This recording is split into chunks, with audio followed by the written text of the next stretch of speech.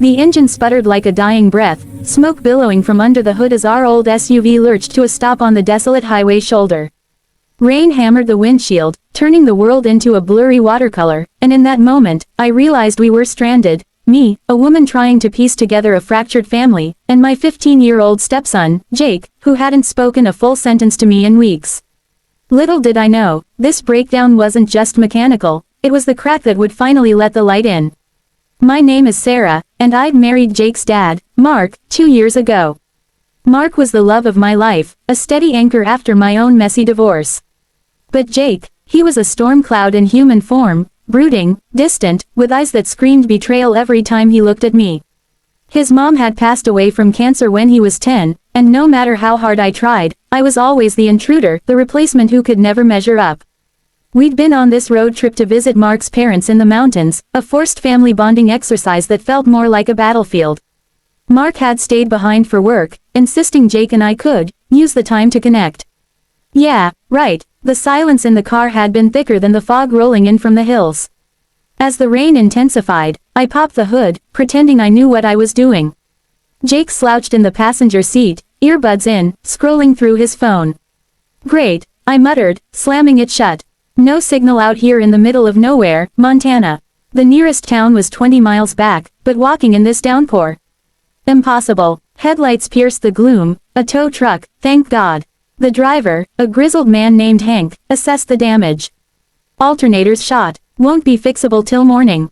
There's a motel up the road, about a mile. I can drop you there. We piled into the truck, our soaked bags in tow. Jake didn't complain, but his jaw was set, arms crossed like a shield. The motel was a relic from the 70s, faded neon sign flickering, vacancy, peeling paint on the doors. The clerk, an elderly woman with a kind smile, handed us a key. Only one room left, folks. Double beds. That okay? I glanced at Jake, who shrugged indifferently. What choice did we have? Room 12 smelled like mothballs and cheap air freshener. The carpet was threadbare, the TV ancient, but it was dry. I claimed one bed, Jake the other. He immediately flopped down, pulling out his phone again. No signal here either. Battery's dying, he grumbled, the first words he'd said since the breakdown. I tried to make light of it. Well, adventure, right. We can order pizza or something. But the motel had no room service, and the attached diner was closed due to the storm. We rummaged through our bags, granola bars, chips, a half-eaten bag of jerky from the gas station. Dinner of champions. As the rain drummed on the roof, the power flickered, then went out completely. Darkness enveloped us, broken only by the occasional lightning flash. Perfect, Jake sighed, his voice laced with sarcasm. I lit the emergency candle from my bag, always prepared, that's me, and set it on the nightstand. The soft glow cast long shadows, turning the room into an intimate confessional. With nothing else to do, I suggested a game. Truth or dare, or, never have I ever. He rolled his eyes but didn't protest. Maybe the boredom was getting to him too. We started light. Never have I ever eaten a whole pizza by myself. Jake held up a finger, smirking. Guilty. It was a start. But as the night wore on, the questions deepened. Never have I ever felt like I didn't belong in my own family. We both held up fingers. The air grew heavy. Jake stared at the flame. You know why I hate these trips, right? His voice was quieter than I'd ever heard it. I swallowed hard. Tell me. He hesitated, then it poured out. Mom used to take me on road trips like this. We'd sing stupid songs, stop at every weird roadside attraction. After she died, Dad met you so fast. It's like he forgot her. And you're not her. The words stung, but they weren't new. I'd felt them in every slammed door, every avoided hug. I'm not trying to be, I said softly. I could never replace her, Jake. She was your mom. I want to be part of your life. But I get it if that's too much. He looked away, but not before I saw the tears glistening. Dad's always working. You're the one who shows up, to my games, my school stuff. But it feels wrong, like I'm betraying her by liking you. My heart cracked open. I'd lost my own mom young, to a car accident. The grief had shaped me, made me guarded. Marrying Mark was my second chance, but Jake's pain mirrored my own buried hurts. I lost my mom when I was 12, I confessed. It felt like the world ended. My dad remarried, and I hated my stepmom at first. Called her every name in the book.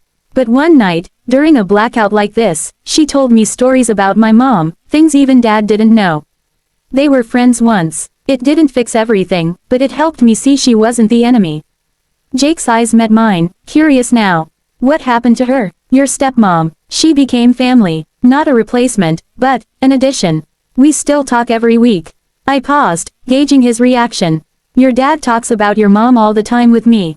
How she loved stargazing, how she'd make those epic birthday cakes. I wish I'd known her. He nodded slowly. She would have liked you. You're both tough, in a good way. It was the closest thing to a compliment he'd ever given me.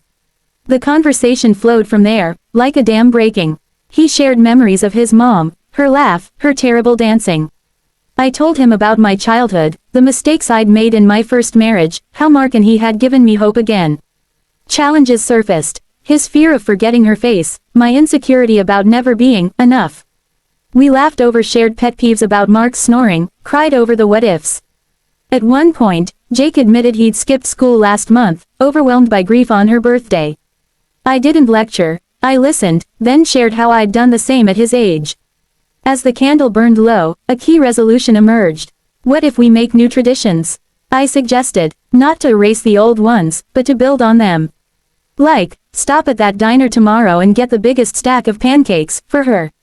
He smiled faintly. She loved pancakes. With blueberries. Blueberries it is. The power came back around 2 a.m., buzzing the room to life. But we didn't turn on the TV. Instead, we talked until dawn, bridging the gap one story at a time. When Hank returned with the fixed car, we were different, lighter, connected. The drive home was filled with chatter, playlists shared, even a detour to a quirky roadside museum. Mark noticed immediately when we walked in. You two look happy. We exchanged a knowing glance. That one night in a rundown motel taught us that breakdowns aren't always disasters, sometimes they're detours to healing. Family isn't about blood or perfection, it's about showing up, even when it's messy. Jake and I aren't perfect now, we still argue, still grieve. But we've got each other's backs. And in a world that moves too fast, sometimes it takes getting stuck to truly move forward. If life strands you, embrace it. You might just find the connection you've been driving toward all along.